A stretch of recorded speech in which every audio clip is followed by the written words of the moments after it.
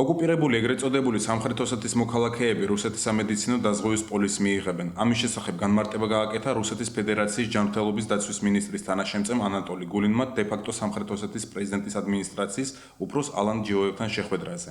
შეხვედრაზე განიხილდა საკითხები, რომელიც ითვალისწინებს დამატებით შეთანხმებებს ჯანდაცვის სფეროში. ახლა მზადდება სამედიცინო დაზღვევაზე შეთანხმება სამხრეთ ოსეთის მოქალაქეებისთვის, რომლებიც არიან რუსეთის მოქალაქეები, მაგრამ არ აქვთ რეგისტრაცია რუსეთის ფედერაციის ტერიტორიაზე. ნათქვამია რუსეთის ფედერაციის მთავრობის პრესამსახურის მიერ გავრცელებულ განცხადებაში.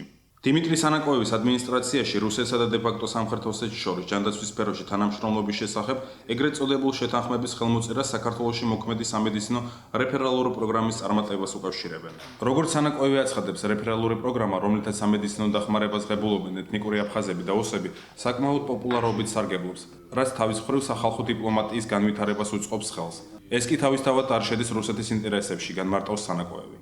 დღეს ჩვენთან საქართველოს ძალიან წარმატებულად მუშაობს რეფერალური პროგრამა, რომელიც ეხება ადგილობრივ მოსახლეობას, ვინც ცხინვალში ცხოვრობს და საკმაოდ ბევრი ხალხი მოდის ჩვენთან ახლა საკურნალოდ. ძალიან კარგად მუშაობს ეს პროგრამა და გეოგრაფიულად დღეს ცხინვალამდე აქედან არის 100 კილომეტრი დაახლოებით და 1 საათნახევარში ჩვენი კატასტროფის მანქანები წითელი ჯვრის დახმარებით შედიან და მოყავს აქეთ ხალხი.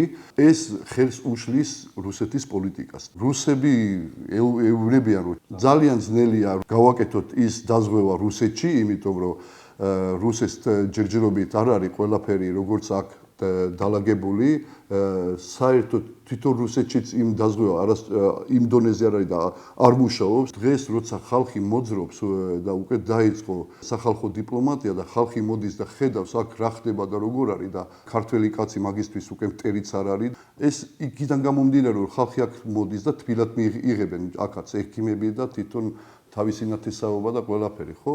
მაგიტომ ხალხი მიდის იქა და უკვე სხვანაირად ლაპარაკობს უკვე რა.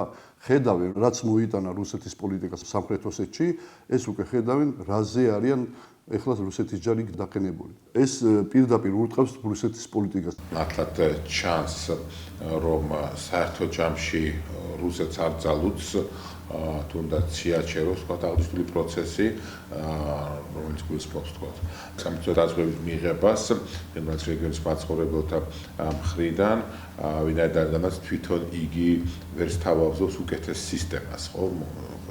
გენერალ რეგიონის მოქალაქეებს და გარდა ამისა ისიც უნდა ვთქვათ, რომ გაცილებით ნაკლები ადამიანი 4-ჯერ შემცირდა 2008 წლის შემდგომ პერიოდის შემდგომ ოსური მოსახლეობის ხვედრილი ცხინვალის რეგიონში. ამიტომაც აღნიშნული თქვათ ასე ვთქვათ ჯანდაცვის სფეროში პოლიტიკის განხორციელებით რუსეთი შესაბამის მიზანს ვერ მიაღწევს.